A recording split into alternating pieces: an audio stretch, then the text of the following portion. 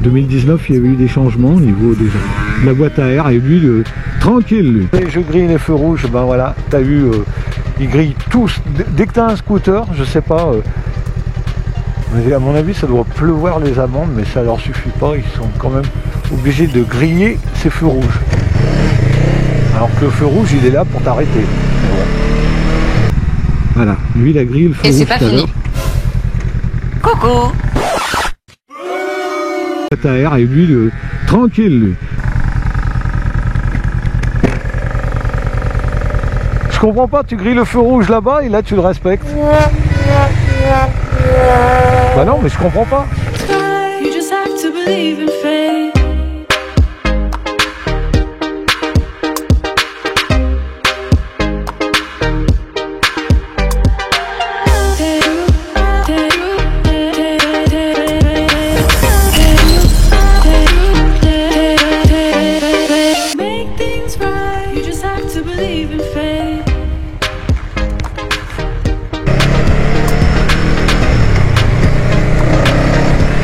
Salut tout le monde, nouvelle vidéo, nouveau contenu, nouvelle moto, le retour de la 500 Rebelle 2020. Il y a 7 mois auparavant, j'avais fait le modèle 2019 et Honda ont pas mis très longtemps à faire des petites améliorations sur cette Rebelle. Donc je vais vous les présenter aujourd'hui. Alors déjà, sur l'éclairage, qu'est-ce qu'on peut parler de l'éclairage? Parce que c'est la première chose qui te saute aux yeux. Donc, sur cette 500 Rebelle, l'éclairage, il est full LED. Quand je m'arrêterai au petit coin, je vous parlerai des améliorations qui manquaient par rapport au modèle 2019. Hein. Donc là, on y va tranquille parce que, bien sûr, tout est à roder sur cette moto. Les modifications, déjà, ah bah déjà, tu as des warnings. Tu vois, ce qui est bien, c'est que c'est des clignotants LED, l'éclairage devant est en LED et à l'arrière bien sûr, donc tu te retrouves sur une moto qui est en full LED, donc ça c'est bien, c'est très bien, bravo Honda. Donc c'est le moteur de la 500 CD F, alors le freinage est très très bon et du coup ça donne une souplesse à cette moto au freinage. Elle ne plonge pas, j'avais remarqué ça, mais ils l'ont encore amélioré là. À savoir, dans les choses quand même qui sont importantes, c'est que tu as le rapport de vitesse engagé. Ce qui manquait, si tu veux, ça manquait par rapport au modèle 2019. Ah, elle est souple, hein, c'est vraiment agréable. C'est une bonne petite moto pour la balade, c'est une bonne petite moto aussi pour aller travailler, donc elle a une bonne polyvalence cette moto. Alors, on connaît cette Rebelle, c'est un nouveau modèle, hein, c'est un modèle 2020, ça y est, hein, on a passé une année maintenant. Alors c'est vrai qu'on va retrouver dans cette année 2020 des motos que j'ai déjà fait en 2019, mais si vous voulez, où il y a quand même des améliorations. Donc le but aussi de la chaîne, c'est de vous dire tiens, ben tu vois, les choses qu'il n'y avait pas en 2019, et ben sur cette Rebelle, et ben elles y sont. Et voilà, donc c'est pour ça que je reviens faire un essai avec cette Rebelle. Et puis alors dans le catalogue Honda, tu as des moyens de la customiser, c'est vraiment pas mal. Un petit peu comme toutes les motos d'aujourd'hui.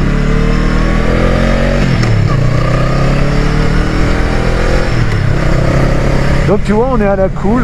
Moi j'aime bien faire aussi ces modèles parce que là-dessus, t'as pas de pression, tu sais, t'es pas sur une grosse sportive où il va falloir mettre de l'angle. Là tu peux rouler tranquille, les pneus sont neufs, tout tranquillement, et ben je vais les roder. On va pouvoir bien rouler avec cette 500 Rebelle. Je me suis pas mis en cuir parce que j'ai fait la 500 Rebelle et que je voulais être un peu dans le look de cette moto. Donc j'ai gardé le pantalon jean, tu vois, pour être un peu plus à l'aise et profiter et ressentir un peu mieux les choses. Parce que c'est vrai que si tu es en équipement full cuir sur une 500 Rebelle, ça va être compliqué, je l'ai vu là, il y a 7 mois en arrière. Bah, je vous montre l'image, vous voyez un peu à quoi je ressemblais. Donc c'est important aussi de choisir son équipement avec la moto qu'on a hein, pour être à l'aise. Mais il faut quand même avoir l'équipement. Donc voilà, moi j'ai un autre équipement textile. Je m'en sers. Quand ils sortent un modèle, ils te l'améliorent. Ils n'ont pas hésité à mettre du LED de partout, ça c'est bien. Et vraiment je le précise parce que en 2020, bah, c'est agréable de se retrouver sur des modèles où tu n'as pas besoin de faire de transformation de clignotants. Je remercie encore une fois Honda Moto Lyon à Dardilly. Merci Antoine, merci Giorgio qui me permettent de faire l'essai de leur moto. Mais pour vous, c'est exactement pareil hein, pour vous. Vous pouvez, par un coup de téléphone, par le site internet de HML, ou alors vous allez vous présenter à la concession et vous dites que vous voulez faire un essai. Vous allez voir qu'ils vont vous laisser le temps qu'il faut pour vous rendre compte du modèle que vous essayez.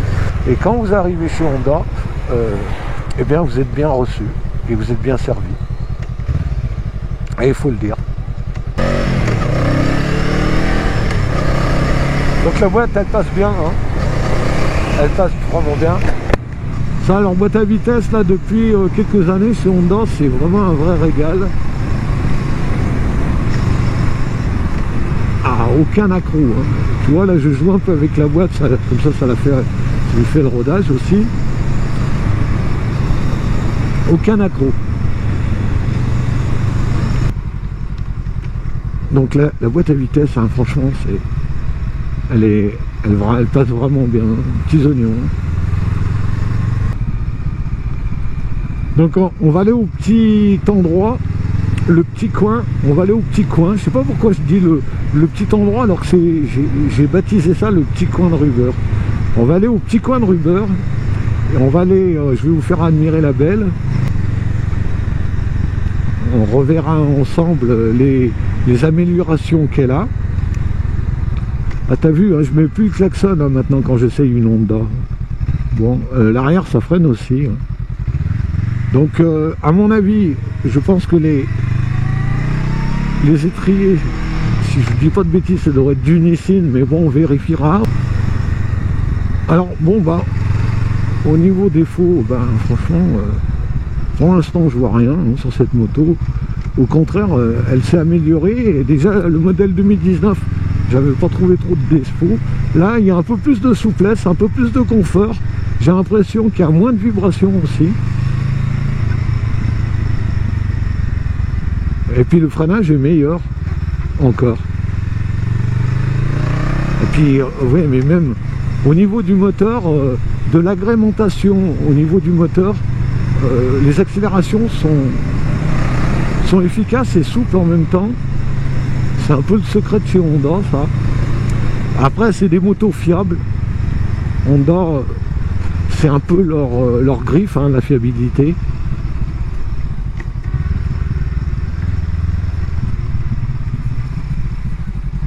Alors, mais par contre, franchement, le freinage à l'avant, il est pas mal du tout. On vérifiera ce qu'il y a en étrier, mais il me semble que ce soit du Nissin chez Honda en général. Et là, avec les deux, alors là, plutôt sympa le freinage. Donc, tu te feras pas surprendre avec une moto comme ça. Ça, c'est bien. Là, tu peux utiliser le frein arrière pour te ralentir. C'est plutôt efficace. De toute façon, le frein arrière, il est là pour stabiliser un petit peu des freinages, des fois appuyés. Pourtant, hein, c'est une fourche qui n'est pas inversée dessus, mais peut-être que Honda, là, depuis quelques années, sur leurs fourches qui ne sont encore traditionnelles, malheureusement, à mon goût, moi je mettrais des fourches inversées sur tous les modèles, mais bon, je ne fais pas partie de la famille des ingénieurs pour me permettre ça, d'accord? Mais bon, moi j'aime mieux la fourche inversée. même, bon, ma foi, on peut très bien être avec une fourche traditionnelle et être en toute sécurité. Ouais, elle n'est pas du tout défaillante, cette fourche. Donc le rapport de vitesse engagée, c'est un plus, surtout pour les jeunes permis. Voilà. Ouais, il y a de ces trous ici. Ah mais c'est le petit coin, hein, c'est perdu hein, le petit coin. Hein. Au niveau de l'embrayage aussi, je trouve vraiment un embrayage vraiment souple, donc tu vois, tu forces pas avec la main gauche. Donc, du coup, ça donne du confort quand tu débrayes. Le levier n'est pas réglable. Là, j'essaye de régler les oreilles de Mickey, mais bon, ça y est, c'est bon. Donc cette 500 Rebelle, hein, avec les petites oreilles de Mickey là que vous voyez, droite-gauche, il y a un warning qui est pas mal quand même, parce que je connais certains constructeurs, il n'y a encore pas si longtemps, chez Triumph, tu n'as pas de warning sur les motos, donc voilà. Je suis en première là, je cherche le point mort tout de suite, voilà, on l'éteint. Bon, elle sent le neuf. Alors la béquille, tu la trouves tout de suite. Les informations au niveau du compteur. Tu as le rapport de vitesse engagée, kilomètre-heure, l'heure, une jauge d'essence, il n'y a pas de contour. Tu as les commandes de plein phare et feu de croisement, klaxon, clignotant droit, clignotant gauche. Tu as le petit symbole ABS, le témoin d'huile, le neutre, le plein phare. Par contre, tu n'as pas de manomètre pour faire des appels de phare. Donc, tu peux utiliser que pour faire code phare. Tu as un coupe-contact, un warning et le démarrage. Deux rétros ronds. Alors, après, tu as un trip A, tu as un trip B et tu as les kilomètres total. Pour l'instant, elle a 20 km. Alors, frein, disque à l'avant, à l'arrière. Tu vois, là, on peut voir, ça pompe pas mal. Alors regarde la position, après on va parler des hauteurs de selle. Voilà à peu près la position que tu as.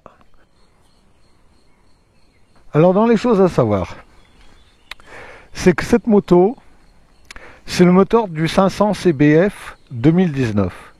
Mais il a été un petit peu revu et ce moteur, il développe, si on fait un comparatif avec le 500 CBF, si on fait un comparatif, cette moto, cette Rebelle, développe 44,6 Nm à 6000 tours, alors qu'un CBF 2020 de la même année, lui, sortira 43 Nm à 7000 tours minute. Donc celle-là, elle a un régime moteur qui arrive plus vite. Le réservoir, il est de 11,2 litres et la consommation moyenne au 100 km est de 3,7 litres. Tu fais à peu près 300 km avec un plein. C'est une moto agréable. Elle a gagné du confort. Il y a moins de vibrations. Le moteur est un petit peu plus pétillant, je vais dire. Voilà. On trouve un moteur pétillant. Elle a pris un peu plus de cachet par rapport au modèle 2019. Il y a eu une instrumentation plus importante sur cette moto. Le compteur, il est LCD. Donc un modèle qui s'améliore. Mais mon ressenti est très bon sur ce modèle. Les coloris, tiens, vous pouvez l'avoir en noir, en bleu et en rouge. Le moteur, c'est 1,5 €. La hauteur de selle qui est importante, 690 mm. Bien sûr, il y a l'ABS. Les pneus à l'arrière, c'est du 150 et c'est du 130 devant. Donc c'est des gros pneus aussi pour le devant. Au niveau prix, on est à 6699 €.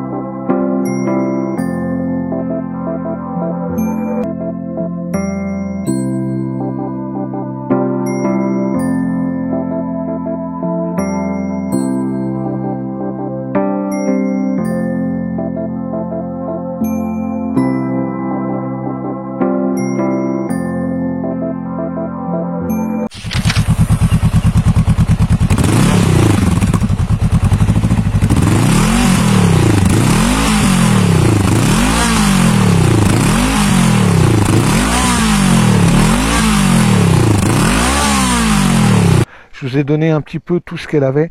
Il y a toujours cette fameuse clé sur le côté. Voilà. Donc pour les petites tailles, ben, c'est assez royal. Donc on va quitter le petit coin.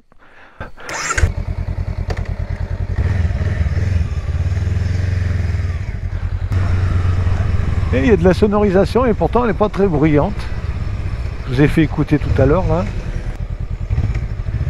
Voilà la demeure du chaos. Bon, ben le confinement n'a rien changé à cette bonne vieille demeure du chaos. Et il y a dû avoir moins de visiteurs, c'est sûr.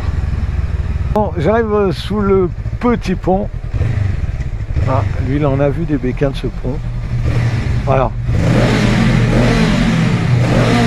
Tu vois, voilà, la sonorisation est plutôt... on l'entend, hein. Bon après ça reste avec un pot d'origine.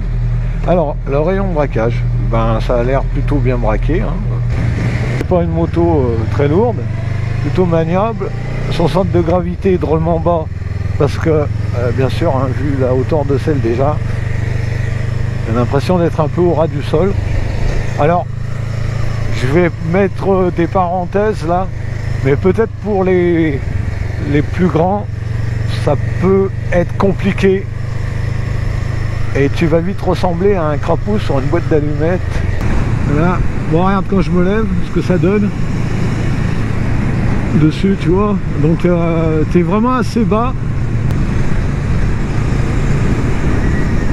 Ben voilà ce qu'on pouvait dire déjà. Ah oui, alors en plus quand tu roules, t'as les... C'est bien ce qu'il me semblait. Tes clignotants devant restent allumés. Et je suppose que quand tu freines très fort derrière, tu as les warnings qui se mettent en route. Je vais pas le faire parce qu'il y a une voiture derrière moi, mais c'est des systèmes de sécurité que Honda ont déjà depuis pratiquement plus d'1 an sur leur modèle, voire 2 ans même. Bon ben les potos, allez, ciao ciao ciao tout le monde, à dimanche prochain. Don't you know that my love is true? Let's make things right. I understand what you're going through. Stay one more night, and I know that it's not too late. Let's make things right. You just have to believe in fate.